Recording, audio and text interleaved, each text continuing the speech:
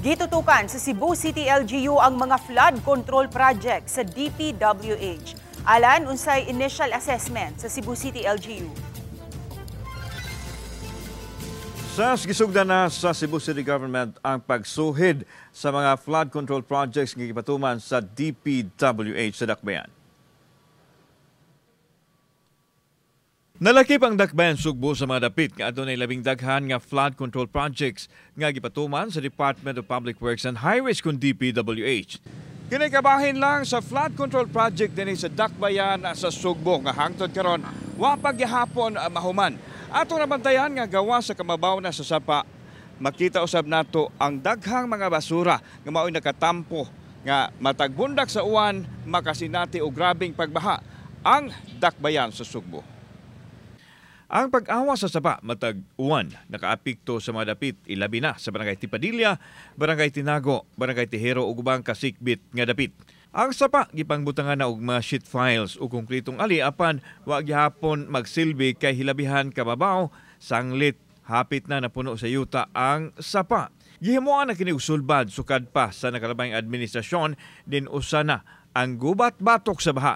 Matod sa residente, kanunay silang pilde sa nasoy gubat. Kanang baha permanente yun na siya. Kay kini flood control wa pa man siya mahuman. Amo tagaw, hindi ka human na ni, di na maghani magbaha. Gipadayag ni Mayor Nestor Archival nga aduna nay malungtaron nga solusyon ang ilang ipatuman apil na ang seryosong pagpalawom ug pagpalapad sa kasapaan. Kani nga tong gihimo nga desalting, this is something like karang it will last. Why? Adtuon na to ang tanang rivers nga maagian and then ato nang i-desert. Nakig-alayon usab ang Cebu City LGU sa DPWH pinagi sa pagpangayo sa listahan sa mga flood control projects. Sa nagkuha nining data sa Department of Public Works and Highways, adunay na po ka proyekto sa North District nga nagkantidad og 272 milyones pesos ug 11 ka proyekto sa South District nga nagkantidad og 757 million pesos.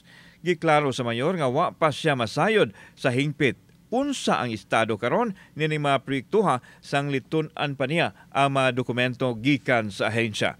Gihimugatan usab sa mayor ang koordinasyon sa LGU ug sa DPWH sa pagpatuman og mga proyekto nga gikinahanglan nga mapahibaw una kanila sa dili pa musugod sa proyekto. Naa naman tay murag ordinansa ana nga mananghid sila sa sitom ug sa TIC. Oh, so muna nga kung dili na nila tumanon ang akong hangayon nila ayaw na mo pagsugod.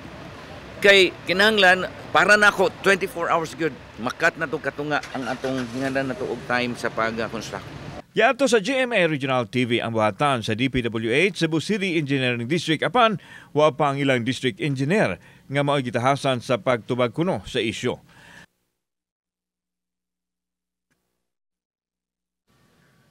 Sa karong simanaha, girakdang mo pahigan og inspeksyon o inventory si Mayor Nestor Archival sa mga proyektong gipatuman sa DPWH Batok sa Baha.